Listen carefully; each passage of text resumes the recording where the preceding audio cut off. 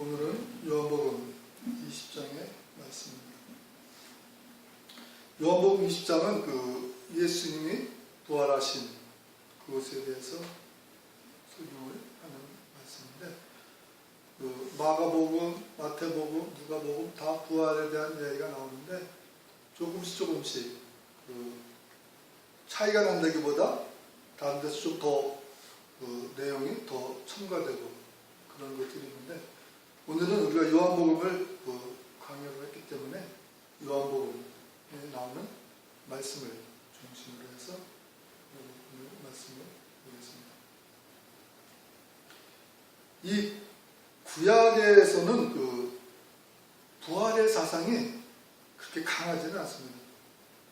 시편에 두 군데, 또 욥이 이야기하는 것, 그 정도로 그 부활에 대해서 그 이야기가 나왔기 때문에 그 구약에서는 부활에 대해서 굉장히 그것을 소망하고 부활에 아주 그 갈망하는 그러한 사상은, 신앙은 많지 않았습니다. 그 여기서도 그 9절 때 보면 그들은 성경에 그가 죽은 자 가운데서 다시 살아나야 하리라 하신 말씀을 아직 알지 못하더라.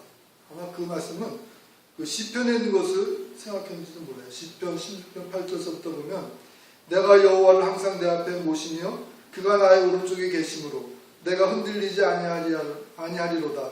이러므로 나의 마음이 기쁘고 나의 영도 즐거워하며 내 육체도 안전히 살리니 이는 주께서 내 영혼을 수월에 버리지 아니하시며 주의 거룩한 데를 멸망시키지 않으실 것입니다. 주께서 생명의 길을 내게 보이시리니 주의 앞에는 충만한 기쁨이 있고 주의 오른쪽에는 영원한 즐거움이 있나이다. 그러니까 영혼을 수월에 버리지 아니하고 주의 거룩하신 자를 멸망시키지 않으실 것입니다. 이 말씀을 베드로도 사도행전 2장 27절에서 인용한 것을 보게 됩니다. 그리고 시편 49편 15절에 보면 그러나 하나님은 나를 영접하시리니 이러므로 내 영혼을 수월의 권세에서 건져내시리로다. 이렇게 시편의 이 두 편에 있는 말씀 정도가 그 부활에 대한 그 신앙을 고백하고 있는 것을 보게 됩니다. 1절서부터 우리 10절까지는 그 간접적인 증거예요. 예수님의 부활을 표현을 하는데 그 간접적인 증거로서 이제 표현을 하는 것을 보게 됩니다. 여기 우리가 그 7절에 보면 또 머리를 쌌던 수건은 세마포와 함께 놓이지 않고 딴 곳에 쌌던 대로 놓여있더라. 그러니까 그 둘이 이제 막달라 마리아 얘기를 듣고 둘이 다름 쳐져서 그 아마 요한이겠죠. 요한이 먼저 와서 무덤을 들여다봤어요. 무덤을 들여다본 상황을 얘기하고 또 베드로는 그냥 그 무덤으로 뛰어들어가는 그런 상황이었습니다.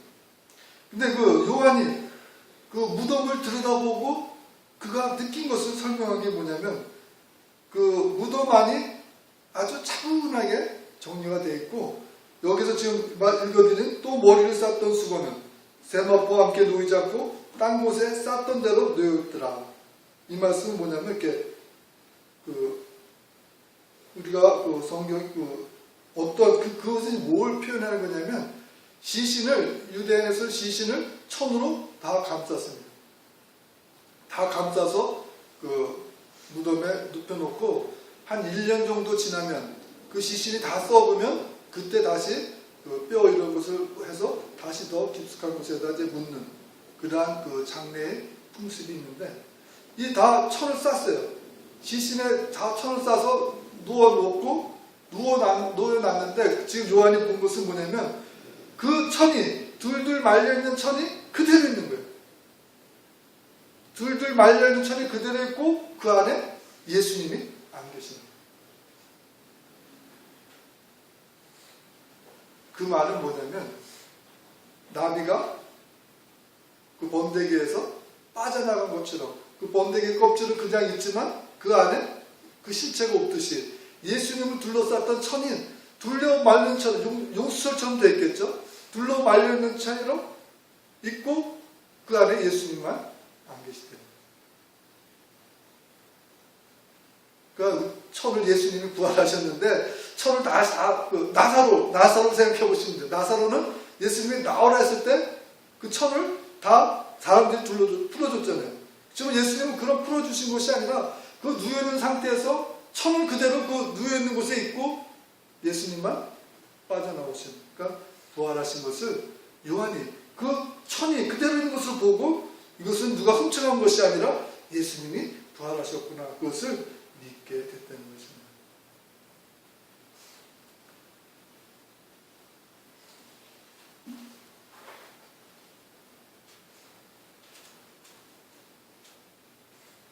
이 무덤 속의 증거를 본 요한은 8절에 보면 이제 믿게 됐더라. 그때야 무덤에 먼저 갔던 그 다른 제자도 들어가 보고 믿더라.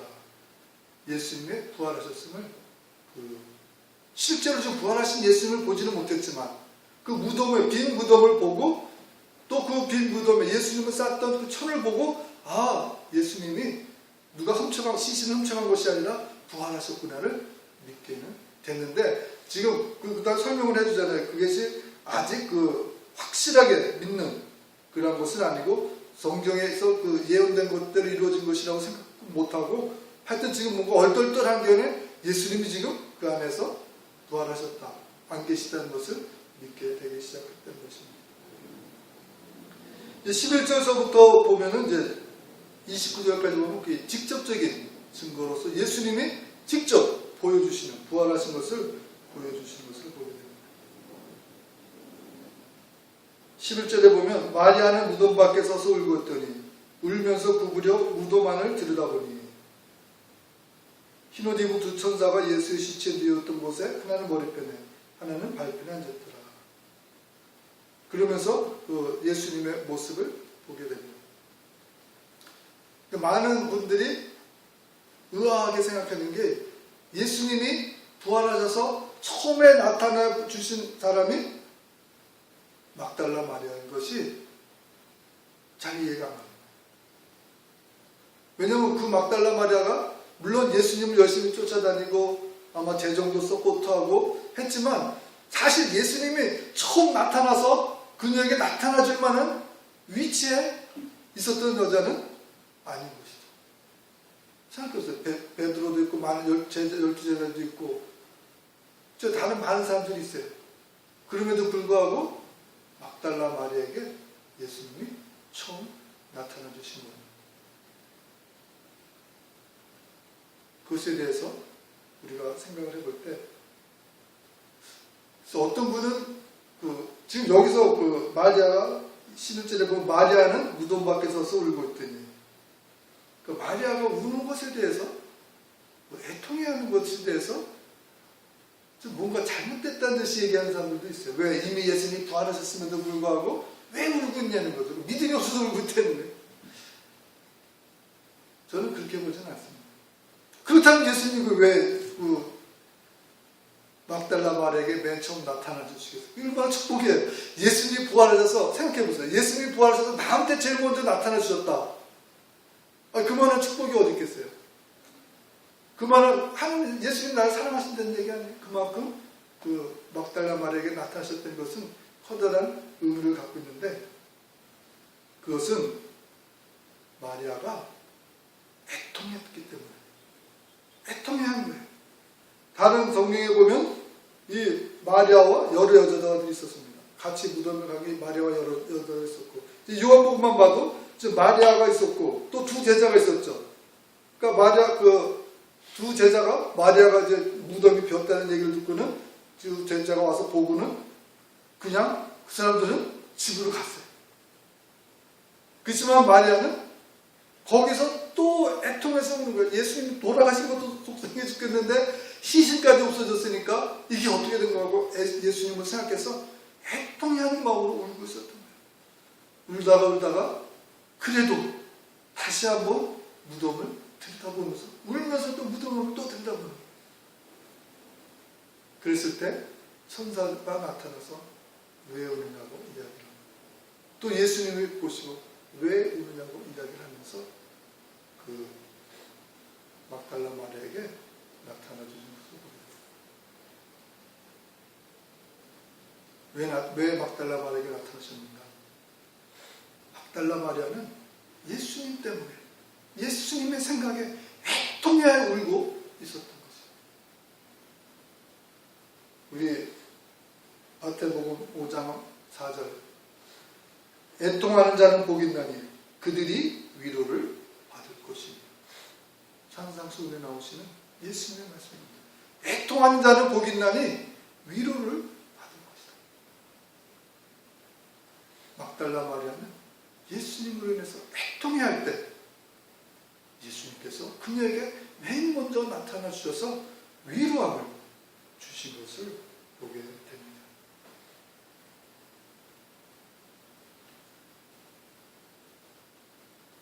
그리고 예수님이 태어나신 육체적인 어머님이 마리아네, 마리아. 왜 예수님 태어났을 때 맨 먼저 본 사람도 마리아겠죠. 또 부활하셔서 맨 처음에 본 사람도 마리아, 막달라 마리아. 어떠한 그런 인연도 없지 않아 있을 거라고 생각합니다. 그러나 그것보다 더 중요한 것은 애통해야 하는 마음. 예수님을 위해서 애통해야 하는 그 마음. 그 마음 때문에 예수님이 그녀에게 제일 먼저 부활의 모습을 보여주시게 된 것입니다. 우리는 언제 애통해야 합니까? 우리가 마음이 슬퍼서 울고 힘들 때, 자식을 잃었으므로, 자식을 잃었을 때 애통해야 하고 힘들고 눈물로 세월을 보내고, 엊그제 신문 보니까 아들이 필리핀에서 실종돼서 그를 찾다 속상해서 아버지도 자살하는 그런 신문을 본 적이 있어요. 그 마음이 얼마나 애통했겠어요. 그러나 우리가 언제까지 자식을 잃었으므로 애통해야겠어요? 오히려 우리가 신앙생활 속에서 우리가 자식을 잃었다면, 물론 애통을 하겠지만 그것을 언제까지 애통할 것이 아니라 오히려 예수님이 나의 자녀를 보호하고 계신다고 생각을 하면, 내가 보호하는 것보다 더 좋으신 우리 하나님께서, 예수님께서 보호해 주시고 또 왕궁의 왕자처럼 살아간다면, 우리가 그것을 믿는다면 우리가 항상 애통 속에서 살아가지는 않게 되는 것입니다. 또 요즘 많은 분들이 애통해하는 이유가 집을 잃게 되고, 집을 잃어버리신 분들이 애통해하고 속상해하고 그 마음이 힘든 가운데 있습니다. 우리 믿는 자라면 예수님이 우리를 위해 더 좋은 처소를 이미 예비해 놓고 계심을 생각할 때, 이 땅에서 집을 좀 잃었을지라도 물론 마음이 힘들고 아프지만 그 마음을 언제까지 갖고 있을 필요는 없는 것이죠. 우리가 더 좋은 처소, 더 좋은 천국의 나의 집을 생각할 때 이곳에서 혹시 잃어버린 그 집은 사실 비교할 수도 없는 그런 보잘것없다는 것을 우리는 알아야 되는 것입니다. 또 신랑을 잃으신 분들, 또 아내를 잃어버림으로 마음이 애통해 하시는 분들도 계십니다. 그러나 우리가 애통해 할 것만이 아니라 잠시 우리에게 빌려주셨다가 하나님이 다시 데려가셨다고 생각을 한다면, 그동안 여러 해 동안 위로를 느끼고 행복했던 것에 우리는 감사를 해야 되는 것입니다. 그리고 그 빈자리를 주님이 채워주시고 가장 좋은 친구로, 또 우리의 신랑으로 예수님께서 채워주실 것을 믿을 때 우리는 항상 애통해야 할 것이 아니라 이제는 그 애통에서 벗어나서 예수님의 위로함을 받는 그러한 마음이 되어야 될 것입니다. 정말 우리가 애통해야 될 때는 막달라 마리아처럼 예수님을 위해서 애통해야 되는데, 그것은 우리가 한 영혼의 구원을 위해서 내가 어떠한 영혼을 구원하기 위해서 기도하고 그의 마음을 쏟고 있는데 그 영혼이 죄악에 빠져서 공경에 처했을 때 정말 그를 구원하기 위해서 그를 살려야 되는 그 마음에 애통한 마음으로 우리가 눈물을 흘리며 기도할 때 예수님은 위로해 주시고, 또 그 자유분방한 정욕을 따라 그의 아버지의 이름을 욕되게 하는 젊은이들, 그들을 위해서 우리가 애통해야 할 때,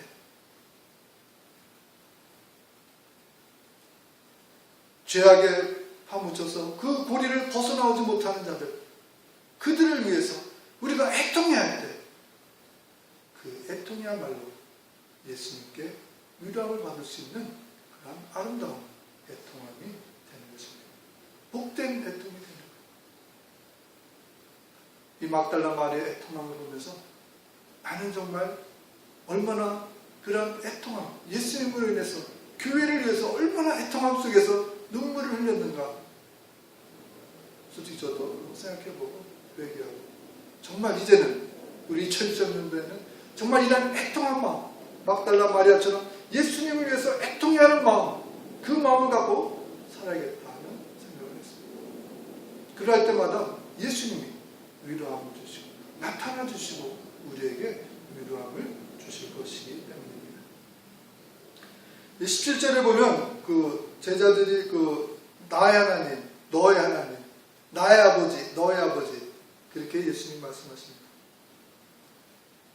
이 말은 그 예수님은 본성적으로 하나님과의 그 아버지의 관계이고, 우리 제자들은, 너희들은 은혜로 하나님과 그 하나님이 아버지가 되는 그런 관계를 가졌다는 것을 이야기합니다.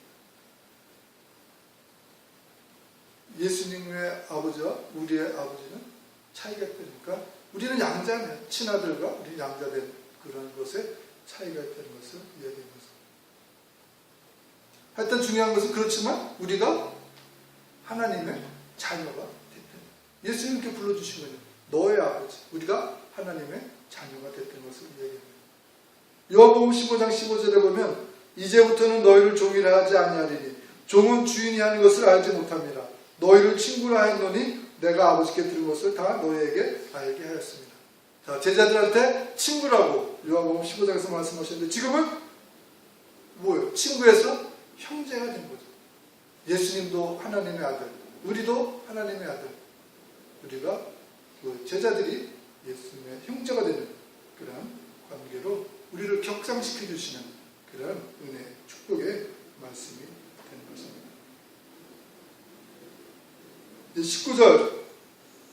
19절서부터 보면 그 제자들이 그 두려움, 유대인들을 두려워해서 그 모인 곳의 문들을 다 잠갔어요. 한 2중, 3중으로 문을 잠갔습니다. 그랬을 때 예수님께서 그들에게 나타나셔서 그 손과 옆구리를 보여주셨어요. 예수님이 부활하셨을 때 제자들이 두려워 떨고 있는데 문이 다 닫혀있음에도 불구하고 예수님이 불쑥 나타나셨으니까 얼마나 놀랐겠어요. 유령인가? 우리가 환상을 보는가? 그렇게 생각하고 있으니까 예수님이 그 손에 그 상처와 또 옆구리에 창에 찔린 그런 상처를 보여주신 것입니다. 그리고는 이르실 때 너에게 평강이 있을지어다, 이렇게 말씀하십니다. 이 제자들이 예수님이 돌아가시고 그들이 이제는 예수님을 따르던 그들이 유대인들로부터 핍박을 받을 것을 두려워해서 꽁꽁 숨어있는 그것을 보게 됩니다. 이미 그날 아침에 새벽에 예수님이 부활하셨음에도 불구하고 그들은 하루 종일 저녁 때에도 그 두려워하는 마음에 숨어있는 것을 보게 됩니다. 여러분들은 두려운 마음에 숨어있지는 않으십니까? 무엇이 여러분들의 마음을 두렵게 하십니까? 이 제자들이 두려운 이유가 뭐예요? 그동안 3년 동안 예수님과 함께 했었는데 지금은 예수님이 돌아가시고 안 계시기 때문에 자녀들끼리 모여서 문 꼭 잠그고 두려움에 벌벌 떨고 있었던 것입니다. 지금 우리들 마음에 두려움이 있다면 여러분들 마음에 예수님이 안 계시거나 아니면 예수님이 여러분들과 멀리 떨어져 있는 그러한 상황인 것입니다. 그러한 마음을 가질 때 두려움이에요. 예수님을 잃어버렸을 때 제자들은 두려움에 쌓여 있게 된 것입니다. 그들에게 예수님이 나타나셔서 그들에게 하신 말씀이 너에게 평강이 있을지어다.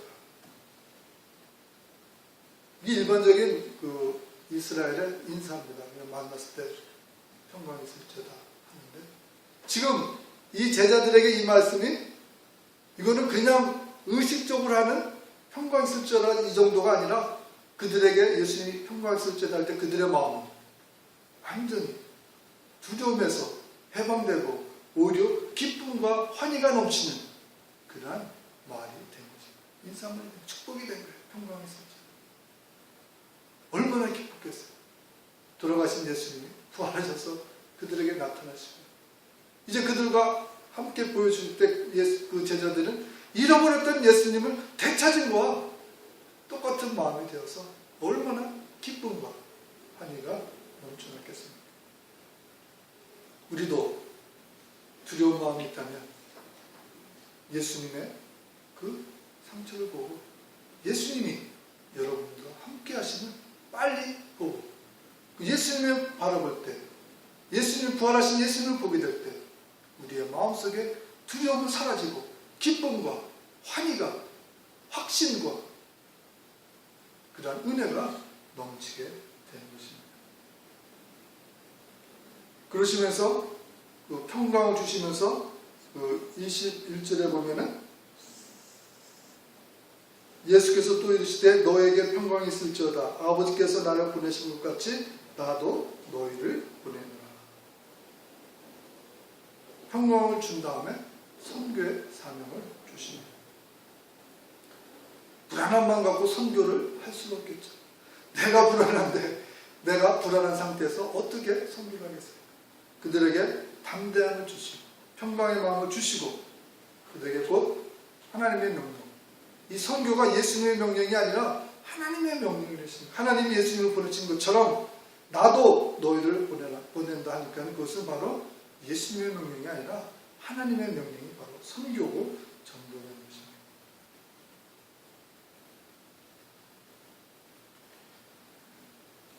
그러시면서 22절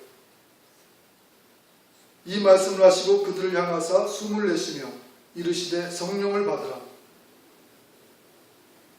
여기서 이 숨을 불어주신 그것을 우리가 많이 듣던 거잖아요. 우리가 창세기 2장 7절에 보면 여호와 하나님의 땅의 흙으로 사람을 지으시고 생기를 그 코에 불어넣으시리니 사람이 생명이 되니라.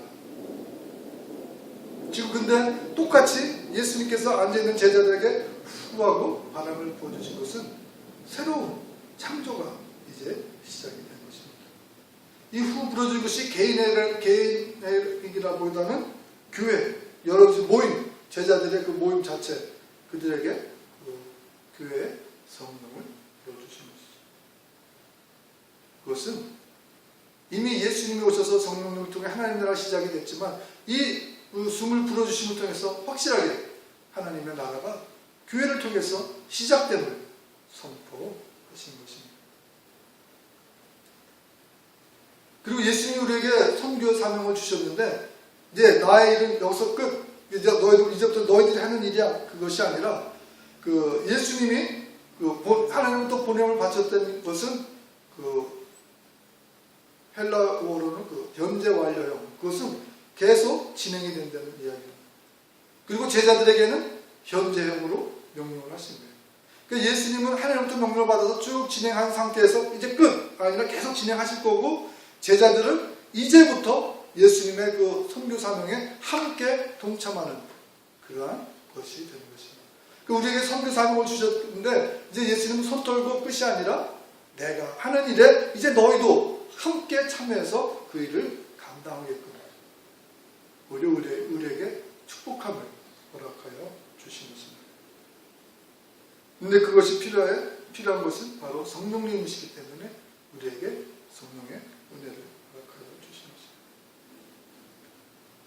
그리고 23절 너희가 누구의 죄든지 사하면 사해질 것이요 누구의 죄든지 그대로 두면 그대로 있으리라 하십니다. 이것이 좀 번역이 어렵고 해석이 좀 어려운데 이것이 내가 성령 받은 내가 뭐 너는 죄 사해줄 이것이 아니라 아마 이렇게 봐야 될 것 같아요. 모세의 예를 든다면 민수기 14장 18절에서부터 보면 여호와는 노하기를 더디하시고 인자가 많아 죄악 허물을 사하시나 형벌받을 자는 결단코 사하지 아니하시고 아버지의 죄악을 자식에게 갚아 3, 4대까지 이르게 하리라 하셨나이다. 구함나니 주의 인자의 강대하심을 따라 이 백성의 죄악을 사하시되 애굽에서부터 지금까지 이 백성을 사하신 것 같이 사하시옵소서. 여호와께서 이르시되 내가 내 말대로 사한다. 모세가 그 백성들의 죄를 통해서 그 멸망받게 됐으니까 심판하시겠다고 하실 때 오히려 하나님께 기도해서 그들을 사하게 달라는 용서해달라는 것을 보게 됩니다. 제가 봤을 때는 우리 성령 받고 선교의 사명을 띈 자들이 말씀을 전하면서 그들에게 정죄하고 심판하고 그런 것이 아니라 오히려 그들이 잘못했을 때 그들의 죄를 용서함받게 하는 그것이 우리의 능력이고 그것이 우리의 할 일이고 그것이 우리에게 선교의 사명을 주신 예수님께서 우리에게 그러한 일을 감당하게끔 말씀하신 것입니다. 우리가 복음을 전파하고 선교했지만 그것을 받아들이지 않은 자들은 사함을 얻을 수가 없잖아요. 그들은 그냥 심판을 받는 것이죠. 그렇죠. 우리가 복음을 전파해서 그들이 죄사함을 얻고 예수님의 구원을 영접한다면 구세주로 믿고 구원을 받는다면 그들은 사함을 받게 된다는 그 이야기가 되는 것입니다. 이 예수님의 부활, 이 부활이 우리에게 미치는 것이 무엇이냐? 이 부활의 결과는 하나님의 약속이 성취됐다는 것입니다. 아까 시편에서 말씀 읽어드렸죠? 그런 것처럼 예수님이 부활하심으로써 하나님의 약속이 성취되고 또 예수님이 그냥 육신의 우리와 같은 사람이 아니고 선인이 아니고 하나님의 아들이신 그 신성을 갖고 있음이 인정이 되어졌고 또 이 부활의 결과를 통하여 그 예수님을 믿는 우리들도 의롭게 하심을 받는 그러한 결과가 이루어졌습니다. 또 예수님이 부활하셨으므로 우리도 부활할 수 있는 산 소망을 주셨고 또 우리에게 능력을 주시고 열매를 맺게 하시고 미래의 심판에 대한 하나님의 작정이 있는 것을 우리가 다시 한번 확신하게 되는 것입니다. 24절에서부터 보면 12제자 중에 하나로서 디드모라 불리는 도마는 예수께서 오셨을 때 함께 있지 아니한지라. 다른 제자들이 그에게 이르되 우리가 주를 보았노라 하니 도마가 이르되 내가 그의 손의 못자국을 보며 내 손가락을 그 못자국에 넣으며 내 손을 그 옆구리에 넣어보지 않고는 믿지 아니하겠노라 하니라. 그래서 의심 많은 도마, 낙인이 찍힌 도마, 이 말 때문에 도마하면 우리가 좋은 이미지를 갖고 있지 못합니다. 저는 조금 도마 편에 서서 본다면, 도마의 편을 좀 들어준다면, 저는 생각해요. 왜 10제자랑 한 명은 이제 배신했으니까 10제자랑 3년을 동고동락했잖아요. 그럼에도 불구하고 10명의 제자들이 야 예수님이 오셨어. 근데도 믿지를 못합니다. 그렇기 때문에 많은 모든 사람이 도마를 비난하는 것을 보입니다. 왜 도마가 못 믿었을까? 못 믿었을 것 같아요. 그 전전날 어떤 일이 일어났어요? 3일 전에 큰 소리에 뻥뻥 치던 베드로와 다른 제자들, 내가 죽어도 예수님을 따를 것입니다 했던 그 제자들이 다 도망갔잖아요. 자기도 포함해서. 그런 너희들 말을 내가 어떻게 믿냐? 전화도 하면 될 것 같아. 야, 니들 뻥뻥 큰 소리 치면서 예수님을 위해서 목숨 바칠 것 같이 그러더니 예수님 붙잡으셔서 다 도망갔잖아. 그런 너희들 말을 내가 믿으려는 거예요. 아마 그렇게 생각했을 수도 있을 거예요. 제가 도마의 편을 좀 듣는 거예요. 저라도 그렇게 하겠어요. 그게 왜 그러냐?